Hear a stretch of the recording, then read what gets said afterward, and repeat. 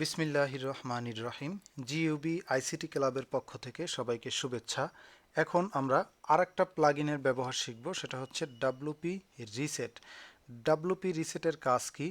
আমরা এখন যদি ওয়েবসাইটটা যদি এখন আমরা দেখি, এই ওয়েবসাইটের সাথে কিন্তু কি আছে, মেনু আছে, তারপরে নোটিশ গ্যালারি অর্থাৎ থিম সিলেক্ট করা আছে। কিন্তু আমরা যখন ওয়ার্ডপ্রেসটা ইনস্টল করেছিলাম তখন কিন্তু এই অবস্থায় ছিল না। তখন কিন্তু ডিফল্ট কিছু থিম ছিল, একটা স্যাম্পল পোস্ট ছিল, এই এই জিনিসপত্রগুলো কিন্তু ছিল।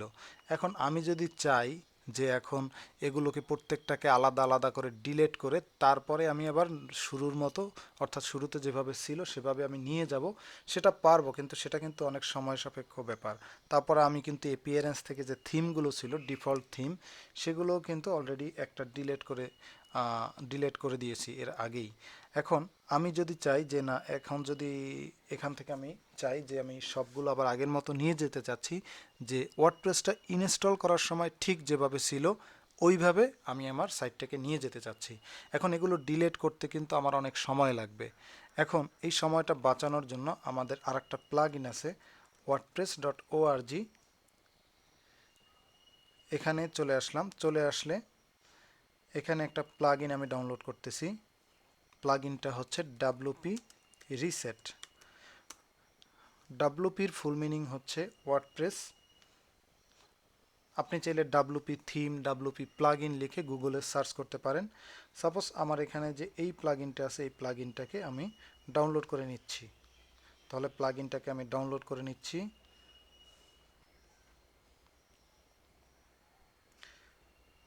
ওকে, তাহলে এখানে কিন্তু ডাউনলোড কমপ্লিট হয়ে গেল।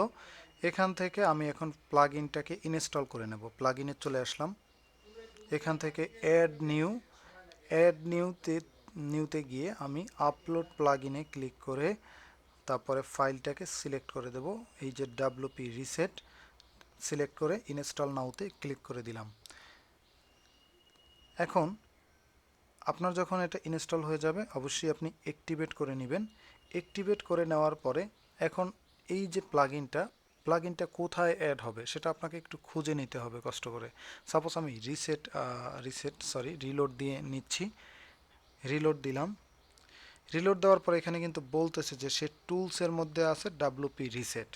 এখানে কিন্তু সে একটা টুল টিপের মাধ্যমে দেখিয়ে দিতেছে। তাহলে আমি এই টুলসের মধ্যে এসে এই যে ডিসমিস করে দিলাম, এখান থেকে টুলসের মধ্যে এসে আমি এই ডাব্লুপি রিসেট, আপনি চাইলে টুলসে, সেটিংসে আপনি একটু সব জায়গায় খুঁজে দেখবেন যদি আপনি কোনো ইনস্টল করা প্লাগইন আপনি খুঁজে না পান। ওকে, এখন এখানে আহ, এই যে প্লাগইনটা আছে এই প্লাগইনেরও কিন্তু প্রো ভার্সন আছে। এখান থেকে প্রো ভার্সনের সাথে কি কি অপশন, কি কি ফিচার পাওয়া যাবে সেগুলো কিন্তু এখানে দেখা যাচ্ছে, এবং কোন কোন অপশনগুলো, কোন কোন জিনিসগুলো ডিলিট হবে, কোন কোন জিনিসগুলো ডিলিট হবে না, সেগুলো কিন্তু এখান থেকে দেখা যাচ্ছে। আমি এখন কি করতেছি, এখান থেকে আমি রিসেট করব। তাহলে রিসেট করার জন্য এখানে শেষে এসে আপনাকে লিখতে হবে রিসেট। রিসেট লিখে আপনাকে জাস্ট রিসেট সাইটে ক্লিক করতে হবে। এরপরে রিসেট ওয়ার্ডপ্রেসে আমি ক্লিক করলাম। রিসেট ওয়ার্ডপ্রেসে ক্লিক করলে একটু সময় নেবে। এখানে বলতেছে যে আমার সেশনটা এক্সপায়ার, যাই হোক, কিন্তু লগ ইন করা ছিল, সমস্যা নাই। ওকে, যদি আপনার কাছে লগ ইন চায়, যদি সেশনটা এক্সপায়ার হয়ে যায়, যদি লগ ইন চায়, আপনি একটু লগ ইন করে নেবেন। এখন আমরা কিন্তু দেখতে পারতেছি যে আমাদের স্মার্ট স্লাইডার, টিমস এগুলো কিন্তু আর দেখা যাচ্ছে না। এখন অল পোস্টের মধ্যে এসে আমি কিন্তু শুধুমাত্র হ্যালো ওয়াল দেখতে পাচ্ছি। পেজে এসে আমি শুধুমাত্র প্রাইভেসি পলিসি এবং স্যাম্পল পেজ দেখতে পাচ্ছি। যখন আমি থিমসে চলে আসলাম, থিমসে চলে আসলে এডুকেশন হাব থিম সেটা কিন্তু ডিএক্টিভ হয়ে গেছে, এখন কিন্তু এখানে ডিলেট হয় নাই। আবার প্লাগ ইনে যখন আপনি আসবেন, প্লাগ ইনগুলোও কিন্তু ডিএক্টিভেট অবস্থায় আছে, কিন্তু সেগুলো কিন্তু ডিলেট হয় নাই। আপনি যদি এখান থেকে দেখেন যে টুলস থেকে ডাব্লুপি রিসেট,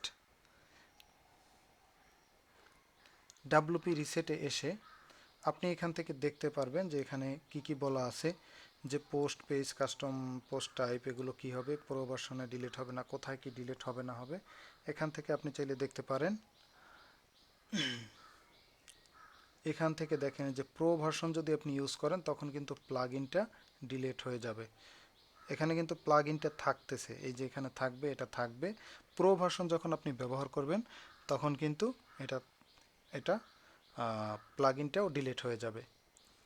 আবার থিম ফাইল, থিমগুলো কিন্তু আমরা ফ্রি ভার্সন ব্যবহার করতেছি, এখানে থাকতেছে। আপনি প্রো ভার্সন ব্যবহার করলে সেখান থেকে কিন্তু ডিলিট হয়ে যাবে। আমি পরবর্তীতে আপনাদেরকে প্রিমিয়াম ভার্সনের প্লাগইন এগুলো আমি আপনাদেরকে দিয়ে দেব, এবং এই প্রিমিয়াম ভার্সন প্লাগইনগুলো কীভাবে ব্যবহার করবেন সেগুলোও আমি আপনাদেরকে দেখিয়ে দেব। তাহলে এই হচ্ছে ডাব্লুপি রিসেট। ডাব্লুপি রিসেট দিয়ে আমি ওয়ার্ডপ্রেসটাকে রিসেট করে নিলাম। এখন যদি আমার ওয়েবসাইটটা আমি দেখি, ওয়েবসাইটটা কিন্তু একটা ডিফল্ট থিমে চলে আসছে অলরেডি। এসকেটি প্রজেক্টে আমি চলে আসলাম ড্যাশবোর্ডে। ওকে, তাহলে এই ভিডিওটা এই পর্যন্ত। পরবর্তীতে ভিডিওতে আমি আর একটা নতুন থিম আপনি কিভাবে ইনস্টল করে কাজ করবেন সেগুলো আমি আপনাদেরকে দেখাবো। ধন্যবাদ।